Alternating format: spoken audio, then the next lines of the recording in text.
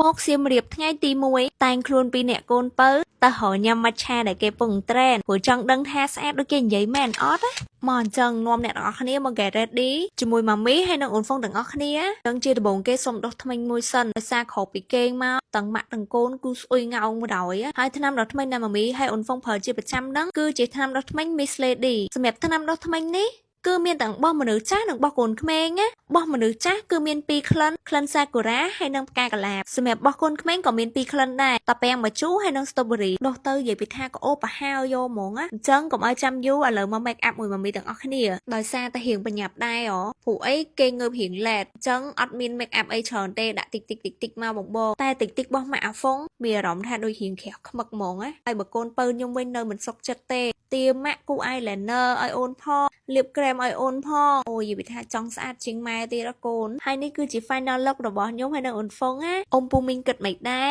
ចាំជួយដាក់បន្ទុកឲ្យផងណាឥឡូវចាប់ផ្ដើមចេញទៅហើយឈប់សិនអ៊ំពូមីងនេះមើលសក់កូនខ្ញុំចម្លែកសាហាវហ្មងតែប៉ុននេះបានរូបកំ pl ែងមួយទុកឲ្យបងខមមិនទៀតអីឥឡូវអត់មានចាំយូរឯងមកដល់ប្រាសាទប្រខាន់ហើយអ្នកនរគ្នាចង់ប្រាប់ថាប្លង់នេះគឺស្អាតខ្លាំងបងមកកុំឡងចូលថតកន្លែងខ្លងទ្វារនឹងមួយហើយនេះក៏បានមកដល់កន្លែងម៉ាឆាដែរមនុស្សច្រើនខ្លាំងណាស់អ្នកទាំងអស់គ្នាខ្ញុំក៏ថតប្លង់ជាប់នឹងទៅអត់បានថតកន្លែងប្លង់ម៉ាឆាគេ trend នឹងទេតែចង់ប្រាប់ថានៅនឹងស្អាតម៉ាមី recommend មក